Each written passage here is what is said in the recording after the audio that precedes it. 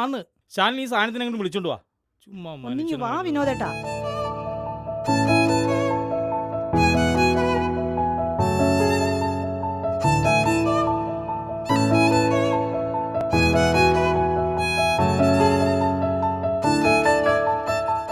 ആ കമ്പനിക്കാരെല്ലാം ഇവനിത് എടാ ഒളിച്ചിരിക്കാതെ ഇങ്ങോട്ട് വാ. എന്തിനാ ഇത്ര നാണിക്കണേ? ഇവരെ കാണുമ്പോ ഒരു ചെറിയ ചമ്മലി. നിന്റെ ഞവണിക്ക പോലത്തെ പോകുന്ന കാണുമ്പോ ഞങ്ങൾക്ക് ചമ്മലി. ആ പിന്നതേ നിങ്ങളുടെ വാട്ടർ അതോറിറ്റി ചെയർമാൻ ഞാനിവിടെ കൊണ്ടുവന്നിട്ടുണ്ട്. കുറച്ച് റിസ്ക് എടുക്കേണ്ടി വന്നിട്ടുണ്ട്. വിനോദേട്ടാ എവിടെയായിരുന്നു ഇത്രയും കാലം?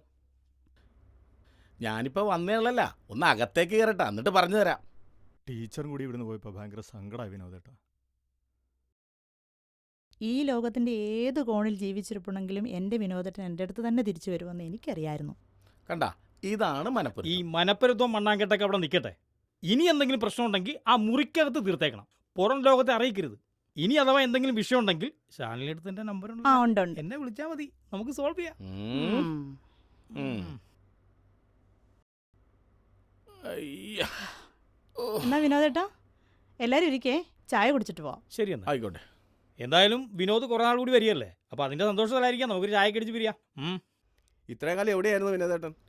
അതൊക്കെ പറയാനാണെങ്കിൽ ഒരുപാടുണ്ട്, അതൊക്കെ പിന്നെ പറയാം. അല്ല അങ്ങനെ പറഞ്ഞാൽ എങ്ങനെ, ഇതറിയണ്ടേ? പറ. അതായത് ഞാൻ ഇവിടുന്ന് പോയല്ല, ടെൻഷൻ്റെ പുറത്താണ് പോയത്. പോയപ്പോൾ ഞാൻ കാണുന്ന ബാറിലൊക്കെ കയറി ഞാൻ മദ്യം കഴിച്ച് നല്ല അടി അടിച്ച് ഞാൻ ട്രെയിനിൽ പോയി കയറി. ട്രെയിനിൽ കയറി കിടന്നു കഴിഞ്ഞാൽ അറിയാമല്ലോ, എൻ്റെ സ്വഭാവം അറിയാമല്ലോ, ഊണുണ്ടെന്നേ ഞാൻ എഴുന്നേക്കൂ. അങ്ങനെ ഞാൻ നോക്കുമ്പോൾ ജബൽപൂർ എന്ന് പറഞ്ഞ സ്ഥലത്ത് ഞാൻ വന്നെത്തി. എവിടെ എത്തി? ജബൽപൂർ. അപ്പം നീ എത്തിപ്പെട്ട സ്ഥലത്ത് തന്നെ എത്തി. അങ്ങനെ ഞാൻ അവിടെ പോയി ഇറങ്ങി. ഒരു സുഹൃത്തിനെ കണ്ട്, എൻ്റെ പൈസയൊന്നും ഇല്ലല്ല, അവിടെ പണിക്ക് കയറി കുറച്ച് കാശൊക്കെ കിട്ടി. ഒരു 4 എണ്ണം ഞാൻ അടിച്ച്. 5 ആണേ. 5. 5 6 പെട്ടെന്ന് ടെൻഷൻ്റെ പുറത്താ. അങ്ങനെ ഇതൊക്കെ കഴിച്ച് ഞാൻ എന്ത് ചെയ്ത് തെക്കോട്ടുള്ള വണ്ടിയെ കയറി കിടന്നു. എനിക്കറിയാൻ പാടില്ല എന്നെ തെക്കോട്ട് എടുക്കാനുള്ള വണ്ടിയാണെന്ന്. അത് എഞ്ചിൻ മാറാൻ കിടക്കിയിരുന്നു. പിന്നെ ഞാൻ ചെന്ന് നിൽക്കുന്ന സ്ഥലമെന്ന് പറഞ്ഞാൽ കാഞ്ചൻജംഗ എന്ന് പറഞ്ഞൊരു സ്ഥലം. എവിടാ? കാഞ്ചൻജംഗ എന്ന് പറഞ്ഞൊരു സ്ഥലം. എല്ലാം ഇവൻ എത്തിപ്പെട്ട സ്ഥലം തന്നെയാണല്ലോ.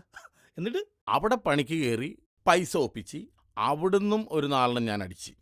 അടുത്ത ട്രെയിനിൽ കയറി 3 ദിവസം കഴിഞ്ഞ് നേപ്പാളിലെത്തി. ചോ, പോണെങ്കിൽ നേപ്പാളിൽ പോകണം. നമ്മളെപ്പോലെയൊന്നും അല്ല. അവിടെ ഇപ്പൊ ഈ അജീൻ ടോണി എന്നൊക്കെ പറഞ്ഞ പോലെ ആളില്ല അവിടെ. പേരിട്ടിട്ട് കാര്യമില്ല അവിടെ. പേരിടില്ല അവിടെ സ്ഥലത്ത്. എല്ലാവരും ഒരേപോലെ ഇരിക്കുകയല്ലേ. പിന്നെ അങ്ങനെ അവർ തന്നെ വീട്ടുകാർ കണ്ടുപിടിക്കണം എങ്ങനെയാണെന്നറിയാം, മറുകിട്ട് പിടിക്കുകയാണ്. അല്ല ഇപ്പൊ ഓരോ വീട്ടുകാർക്കും, എൻ്റെ വീടാണെങ്കിൽ എല്ലാവർക്കും ഓരോ മറുകം ഉണ്ടാവും, നിന്റെ വീടാണെങ്കിൽ 2 മറുകം ഉണ്ടാവും. അങ്ങനെയാണ് കണ്ടുപിടിക്കണം അവിടെ. പിന്നെ എങ്ങനെയോ എൻ്റെ ഭാഗ്യം കൊണ്ട് ഒരു വണ്ടി കിട്ടിയടാ. ആ വണ്ടിക്ക് തിരിച്ച് ഞാൻ ഇവിടെ വന്നു. ഞാൻ രാവിലെ നോക്കിയപ്പോൾ കൊച്ചി സൗത്തിൽ വന്ന് നിൽക്കിയേ. അപ്പോഴാണ് എനിക്ക് മനസ്സിലായത് തിരിച്ചെത്തിയെന്ന്. പിന്നെ ഞാൻ നോക്കിയില്ല, ഇവളുടെ വീട്ടിൽ പോയി കൈയും കാലും പിടിച്ച് കാര്യങ്ങൾ പറഞ്ഞ് ഞാൻ മദ്യപാനം ഇല്ലെന്നൊക്കെ പറഞ്ഞിട്ട് അവളെയും കൂട്ടി ഞാൻ ഇങ്ങോട്ട് പോന്നു. അങ്ങനെയൊക്കെ ഓരോ കാര്യങ്ങൾ. അതെ, ചായ വന്ന് സത്യേട്ടന് കൊടുക്കൂ, ടോണിക്ക് കൊടുക്കൂ, ആ ആ ആ അജിക്ക് കൊടുക്കൂ, അല്ലേ.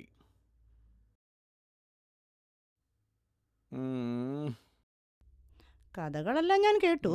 വിനോദേട്ടൻ കുടിക്കലെന്ന് പറഞ്ഞാൽ സത്യമാണോ? എടി, ഞാൻ സത്യേട്ടനെ മുന്നിൽ വെച്ചാണ് സത്യം ചെയ്ത്. കുടിക്കലെന്ന് പറഞ്ഞാൽ കുടിക്കല. എല്ലാരും കേട്ടല്ലോ. ഇനി വിനോദേട്ടൻ എങ്ങാനും കുടിച്ചാൽ ചായയിൽ വിഷം കലക്കി തരും ഞാൻ, പറഞ്ഞേക്കാം. എന്താ അക്രമമാണ് ഈ പറയണത്? എടി, കുടിക്കലെന്ന് പറഞ്ഞ പോലെ ചെയ്യണവള. ടോണി, ചായ വേണടാ നിനക്ക്? വേണ്ട ചേട്ടാ, എൻ്റെ ഉണ്ടല്ലോ.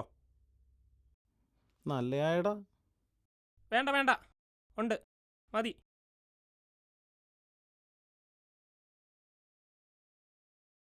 അല്ല, സത്യമായിട്ടും കൂടി നിർത്തിയാ? സത്യേട്ടൻ കുടി നിർത്തിയാന്ന് എനിക്കറിയില്ല, പക്ഷെ ഞാൻ കുടി നിർത്തിയിട്ടില്ല. പിന്നെ നിങ്ങൾക്ക് കുടി തുടങ്ങാനായിട്ടുള്ള മറുമരുന്നുമായിട്ടാണ് ഞാൻ വന്നിരിക്കുന്നത്. മനസ്സിലായ മോനെ? നമ്മളോടാണ് ഈ കളി.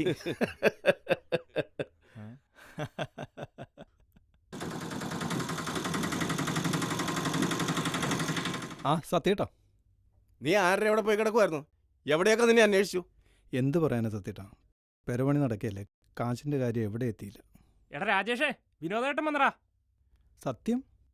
അതേടാ, അങ്ങനെയാണെ ഒന്ന് പൊളിക്കണമല്ലോ അളിയാ. നമുക്ക് തകർക്കണ്ട. പക്ഷെ അടിക്കാൻ പറ്റില്ലല്ലോടാ, വാള് വെക്കും. എടാ കോപ്പേ, അതിനുള്ള മറുപരുന്നുമായിട്ടാ അണ്ണൻ വന്നിരിക്കുന്നത്. സത്യം? അതേടാ, കേറാമായിരുന്നു. നീ എന്നെ എന്നാ പിന്നെ അടിച്ചിട്ട് തന്നെ കാര്യം.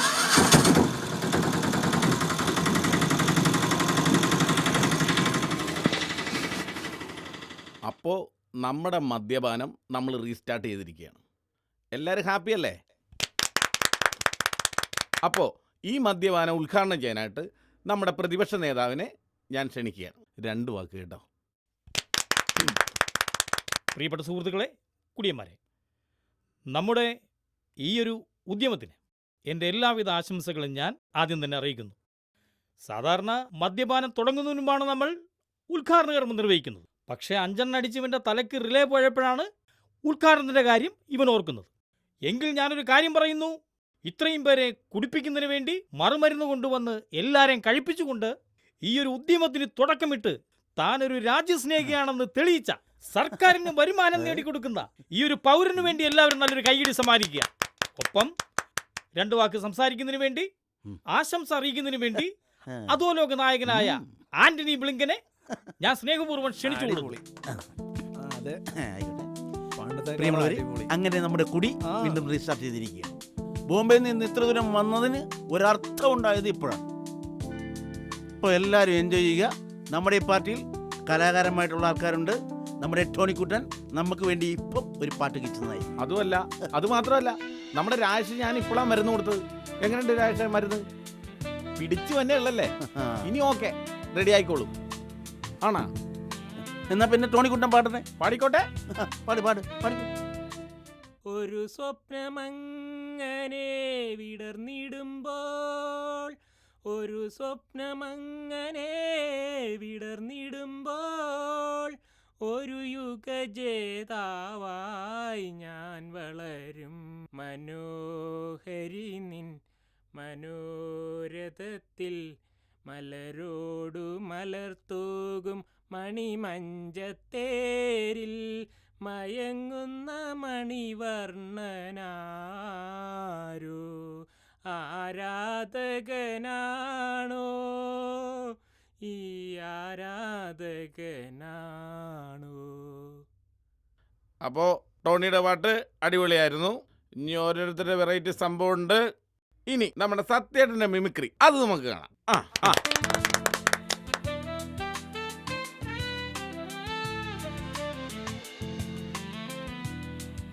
നമസ്കാരം.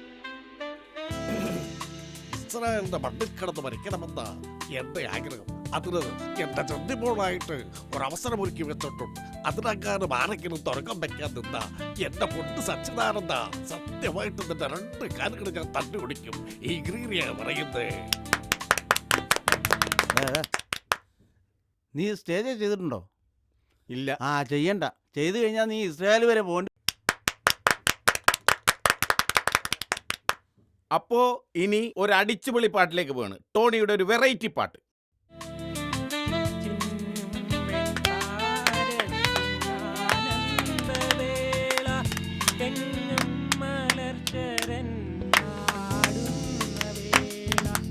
ആശാസുന്ദര കൽപ്പന സ്വപ്നം ജീവിതയാത്ര, ചിന്നും വെൺതാരത്തിനാനന്ദവേള, എങ്ങും മലർശരൻ നാടുന്ന വേള.